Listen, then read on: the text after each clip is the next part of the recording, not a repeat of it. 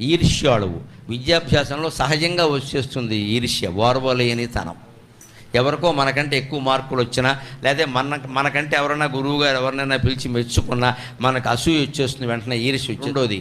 జుగుప్సావంతుడు, అసఖ్యం కూడా విద్యార్థికి ఉండకూడదు. ఎటువంటి వాతావరణంలోనైనా చదువుకోవాలి. మొత్తం అట్మాస్ఫియర్ అంతా బాగుంటే నేను ఇట్ ఈజ్ అట్మాస్ఫియర్. అందరినీ చూసి భయపడ్డమే అట్మాస్ఫియర్, అంతకంటే ఏం లేదు ఇక్కడ. అట్మాస్ఫియర్ ఎందుకు అంత కంగారు పడిపోతుంది దాని గురించి?